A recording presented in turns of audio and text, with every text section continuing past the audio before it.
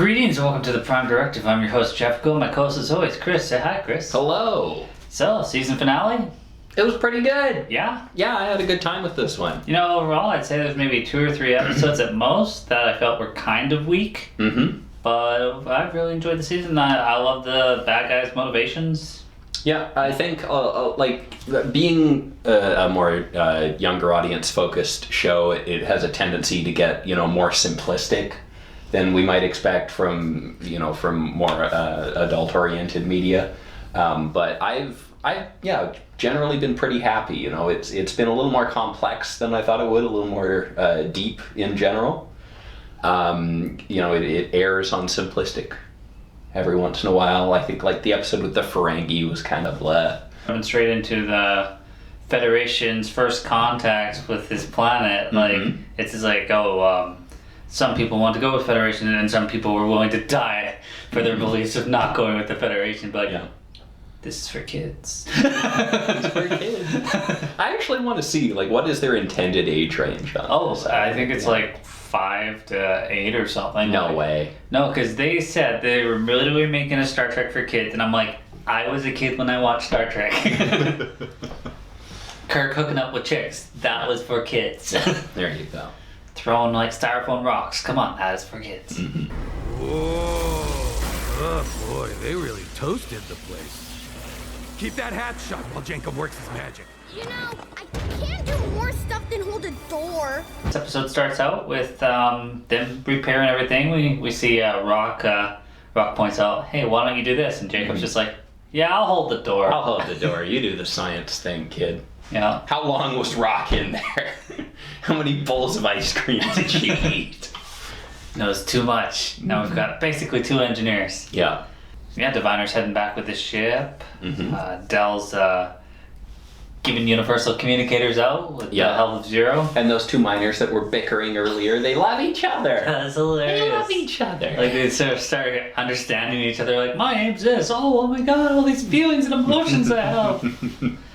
It's like, guys, let's go. No, we're all gonna blow up. Yeah. Real happy for you, but we're all gonna blow up.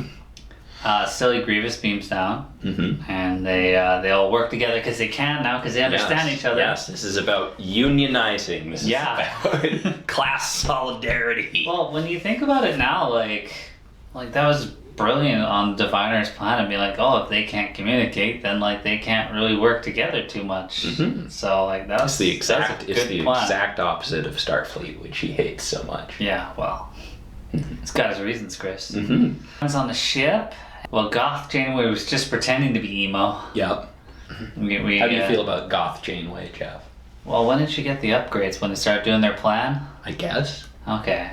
Because she can hug now. She can hug and she can fight. It was Matrix, she's like, upgrades. Security protocol S29 disabled. Ripping out people's tubes. Yeah, yes, this is an extremely accurate Janeway hologram. She just straight up murdered a guy. And she does that. Yeah. That is a thing she can do.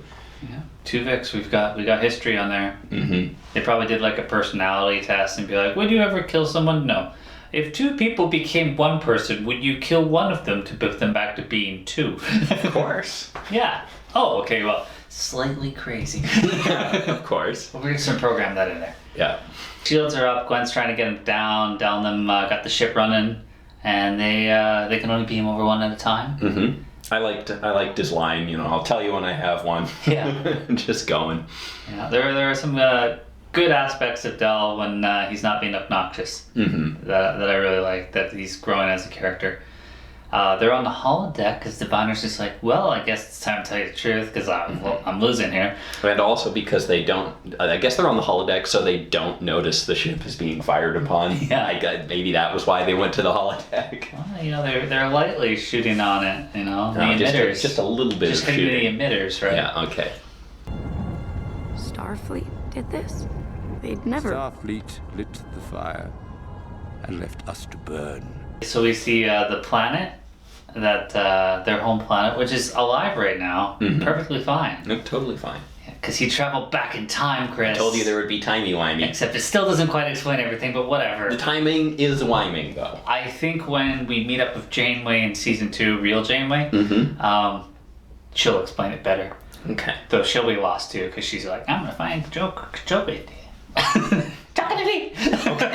Okay. Final space. Chocolate. We're gonna find him.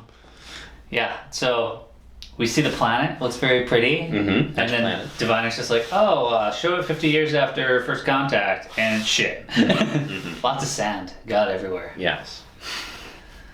Yeah, it looks like Starfleet destroyed their planet, Chris. Is what happened. They destroyed their planet by saying hi. They were like, hey guys, we exist, and they destroyed themselves, and that's Starfleet's fault. We've seen some questionable Starfleet first contacts before. We have.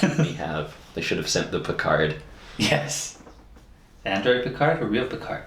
The Picard. Oh. Given the pointy ears. Feel the warmth of my hand. The rhythm of my pulse. I'm not a supreme being. I'm flesh and blood, like you. Everybody was just like, oh, let's go with Starfleet. This sounds like a great idea. And other people were just like, going to die to fight for their beliefs. I'm just thinking back to that episode where Riker gets caught and they're like, they have to break it to them. And so they start talking to him and be like, oh yeah, we're from the future and this is this. And the other people are just like, yeah, we're not ready. Like, she can go with you, but we're just not ready yet. I don't think that discussion happened with the Federation because clearly, just them being there was enough to set them off. Yeah. We're supposed to have policies and procedures for this shit.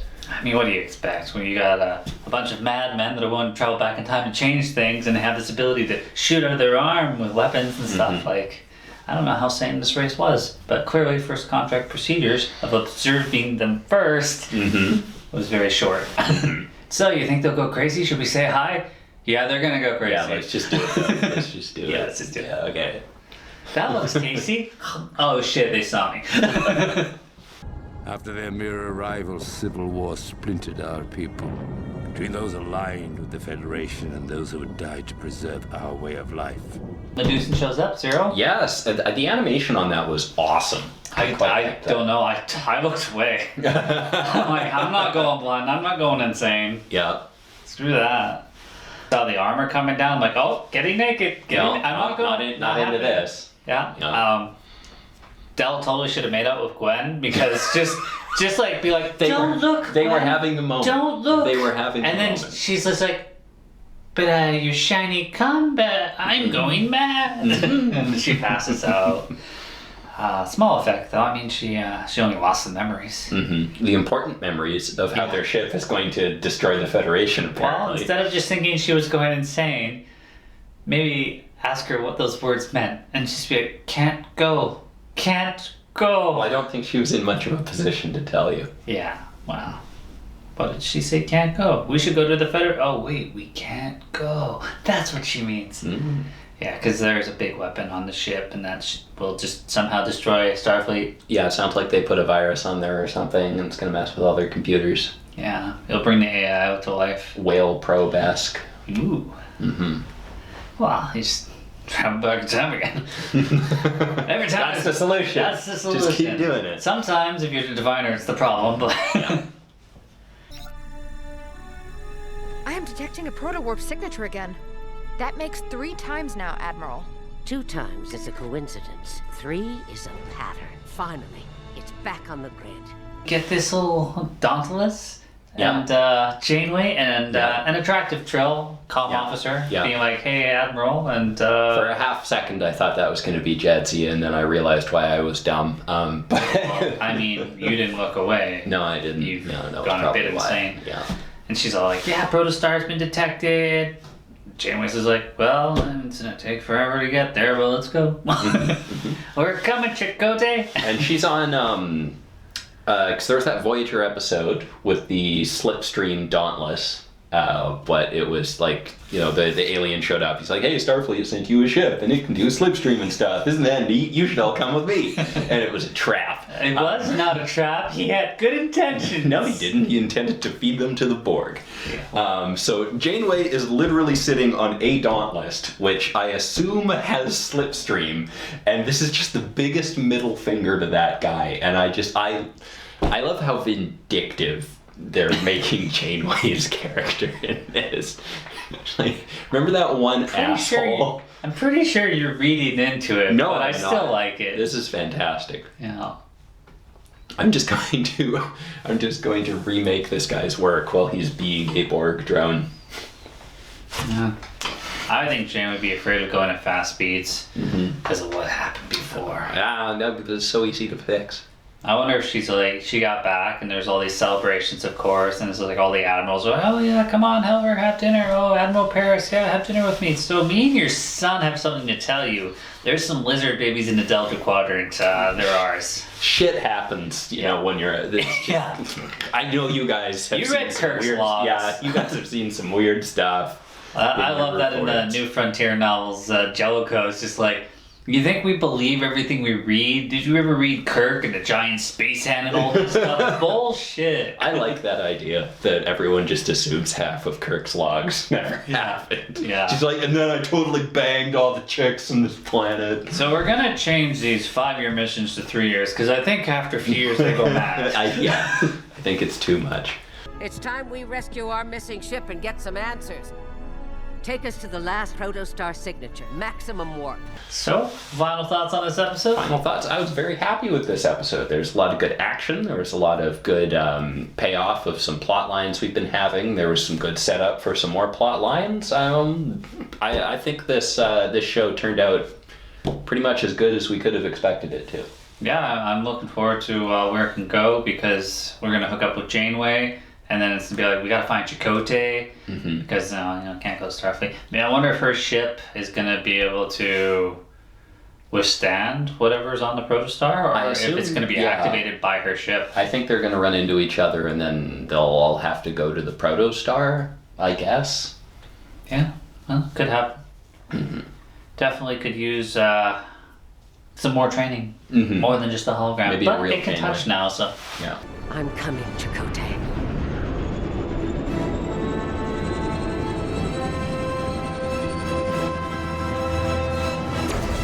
This show is more about the kids' adventure, trying to inspire kids watching it. Be like, hey, you could be stuck in a time thing and learn how to be an engineer too. Yeah. It could happen to you. All these crazy space things. Look, we're showing you. It happens to kids. And Jacob, who I don't think is a kid, but maybe. I don't know. Hard to tell. Tellarites. Yeah. Overall, enjoyed it. Yeah. And what's next? Do we have Discovery next week? Is next week the Valentine's Day weekend? I think so. Yes. Yes. I think the 10th. Okay. So there are no breaks. There are no breaks on the Star Trek train. Breaks. Yeah. Because after that is Picard in March. So do we only have like 4 or 5 episodes of Discovery? There are no breaks on this starship. Like no overlap? Just straight in? Yeah. No. You know what I would do is always give 1 week of a break and be like, have a breather, guys. We're changing series. No, they're afraid you'll forget about Star Trek. And March was also when we were supposed to get Orville. Yeah. Pushed back till June. Oof, that's a rough one. But if you haven't seen the little teaser they put out, it looks phenomenal. The 4-minute teaser. Yeah. 2 minutes from a scene and then 2 minutes of the new intro. Was it New Horizons? I think that's because it's on Hulu, so it's just like give it a slight different name change. Yeah. By the way, check out our budget. It's freaking amazing with this opening scene. Yeah, goddamn. I was like, that's impressive. I'm sorry, Chris. I just always harp back on Discovery, but you see these space battles in Discovery, and I swear I said this at the end of the season too about Orville, and it's just like lights, and you see Orville, and it's just like sweet ass ship flying past other sweet ass ships and lasers. I think if you go back and look at our review for that battle, I was like, I think this is the best like fleet battle I have seen maybe ever, like in a very long time at least. Since like it was Rogue One. excellent. Yeah. Where that was a great space on battle. TV. On Yeah. TV. Yeah. Oh yeah. No, that's exactly what you said. Yeah. I remember quite vividly. And this looks like it's gonna top that because I think Hulu's just like, hey, we're not Fox. We'll give you a budget. Yeah. Hopefully they give him a 4th season too. All right. Well, we've stopped talking about Prodigy, so maybe it's time we end this review. I guess. As always, thanks for watching.